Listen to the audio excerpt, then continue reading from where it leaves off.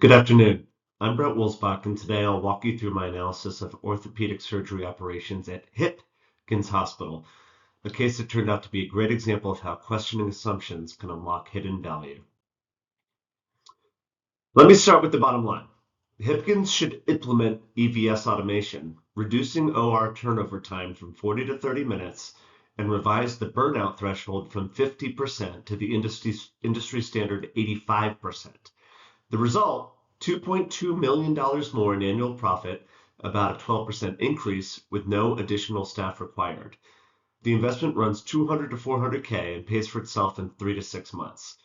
Our recommendation configuration lands at 83.1% surgeon utilization. That's near the top of the 75 to 85% industry range, but compliant under an 85% threshold. If leadership wants extra buffer on burnout risk, adding one PA for $200,000 per year drops utilization to 55% while still delivering $19.9 million in profit. So there's flexibility built into this recommendation. So what's the problem we're solving? Hipkins surgeons completes about 4.7 procedures per day. Private practice orthopedic surgeons average 8. That's a 42% performance gap. Now, Hipkins is a teaching hospital. Training residents takes time, just like grad students, and that's valuable work. But this gap goes way above teaching overhead.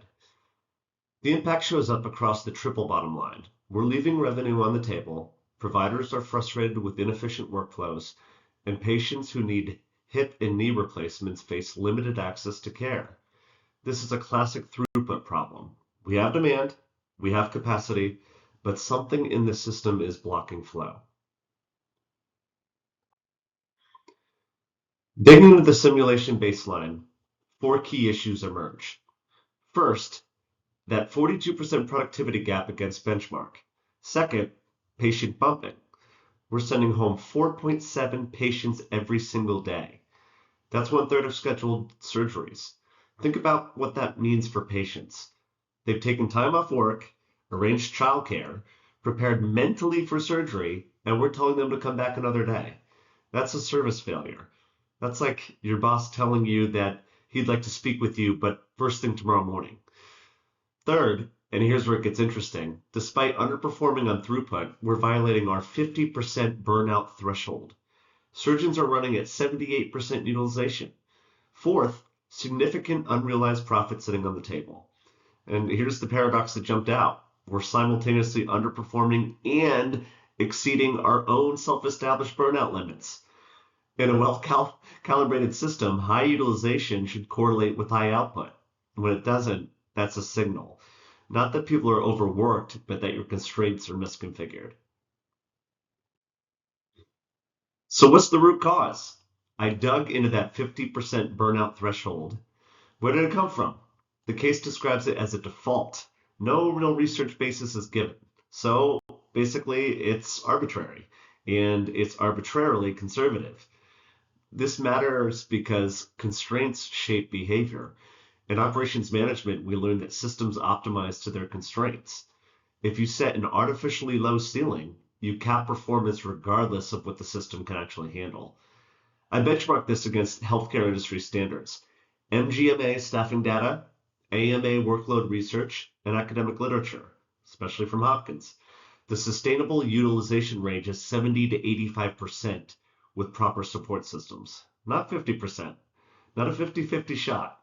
So my recommendation, adopt 85% as the threshold. With EVS automation reducing turnover time, we land at 83.1% utilization, within that range. If leadership prefers more margin, adding one PA brings utilization down to 55%, well under a conservative 75%.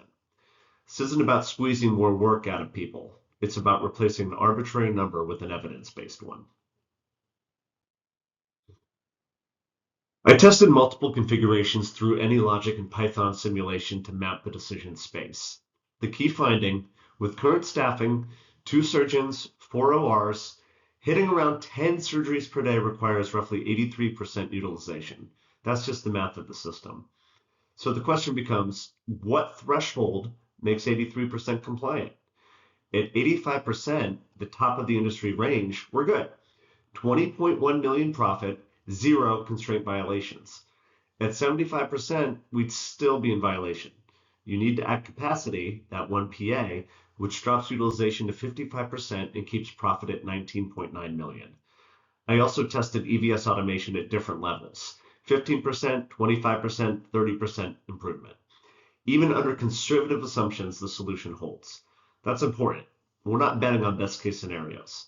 The trade-off is clear. Accept the 83% utilization under an evidence-based 85% threshold, or add 200,000 in annual labor costs for extra buffer. Both are defensible choices depending on leadership's risk tolerance. So let me walk you through the before and after impact. Profit jumps from 17.9 million to 20.1 million. That's $2.2 million more annually, about a 12% improvement.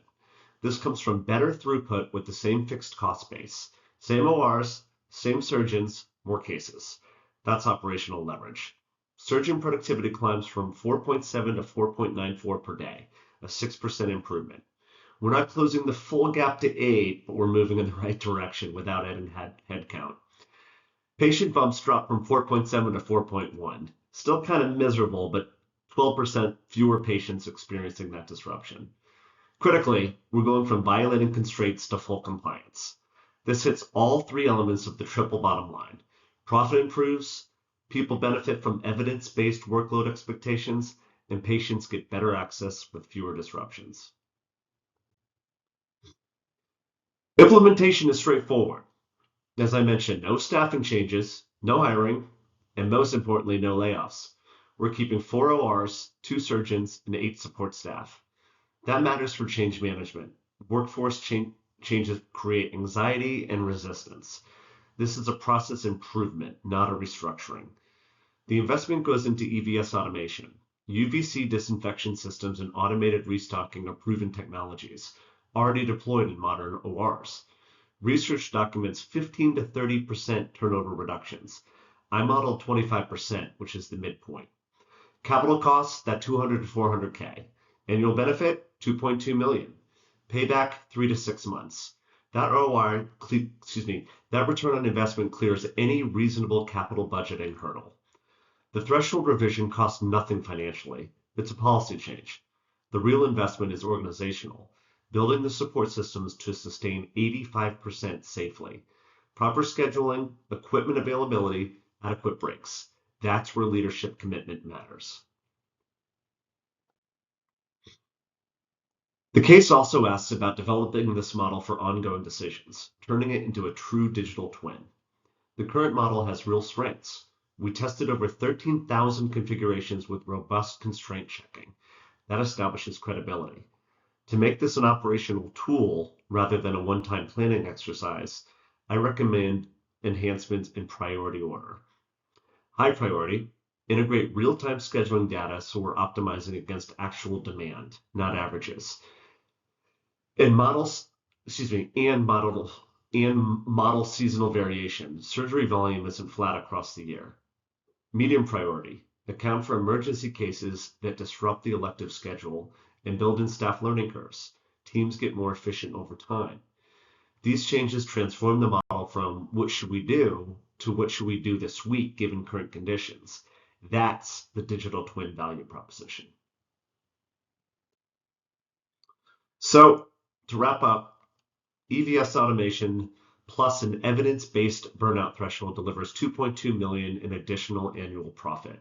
No staffing changes, 3 to 6 months payback, and a solution that's robust across scenarios. This case illustrates a core operations management principle. Not just that Professor Graham Warren has great hair, but constraints should reflect real system limits, not institutional assumptions. The 50% threshold was never validated. It just existed. Questioning it unlocked 2.2 million in annual value. Fix the arbitrary constraint, capture the real value. Thank you so much for your time.